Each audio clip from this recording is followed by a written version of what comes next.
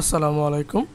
৪১ নম্বর math দেওয়া আছে। একজন মাছ বিক্রেতা প্রতি হালি ইলিশ মাছ অর্থাৎ ৪টি ইলিশ মাছ ১৬০০ টাকায় কিনে প্রতিটি মাছ ৩৫০ টাকায় বিক্রি করেন। এতে তার শতকরা কত লাভ বা ক্ষতি হবে? ক্লাস 7-এর ম্যাথ এগুলা। আচ্ছা, শুরু করে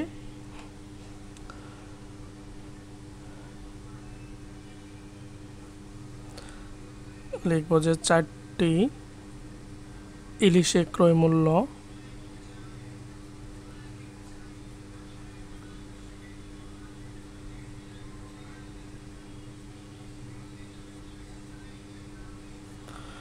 মূল্য সমান ১৬০০ টাকা। একটি ইলিশের ক্রয় মূল্য ইকুয়াল হলো ১৬০০ ডিভাইডেড বাই ৪ ইকুয়াল ৪০০ টাকা। এখন সে প্রতিটি মাছ ৩৫০ টাকায় বিক্রি করে। একটি ইলিশের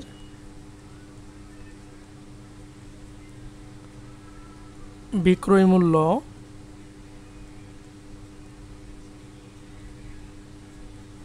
ইকুয়াল ৩৫০ টাকা। ঠিক আছে, তাহলে বিক্রয় মূল্য ক্রয় মূল্যের চেয়ে কি কম, অর্থাৎ সে ক্ষতি করছে, অর্থাৎ ক্ষতি হয়েছে। তাহলে ক্ষতি ইকুয়াল ক্রয় মূল্য মাইনাস বিক্রয় মূল্য ইকুয়াল ৫০ টাকা।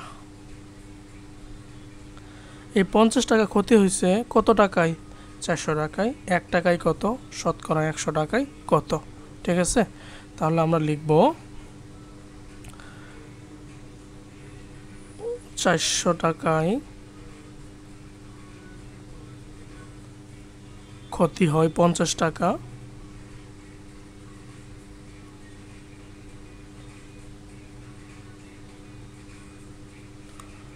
এক টাকায় ক্ষতি হয় ৫০ ডিভাইডেড বাই ৪০০ টাকা। অতএব ১০০ টাকায় ক্ষতি হয় সমান ৫০ ইন্টু ১০০ ডিভাইডেড বাই ৪০০, ১/৪। এখন ৫০কে ৪ দ্বারা ভাগ করলে হবে ১/৪, ১/০, ২। ৪ দিয়ে ৮, ২ থাকবে, দশমিক লাগায় একটা ০, ৪×৫ = ২০, অর্থাৎ ১২.৫ টাকা সমান ১২.৫% ক্ষতি হইতেছে তার শতকরায়। ঠিক আছে, বা শর্টকাটও যদি লিখতে চান আপনি, তখন শুধু কি লিখবেন? শতকরা ক্ষতি সমান এই যেটুকু। হ্যাঁ, এই যেটুকু লিখলেই হয়ে যাবে।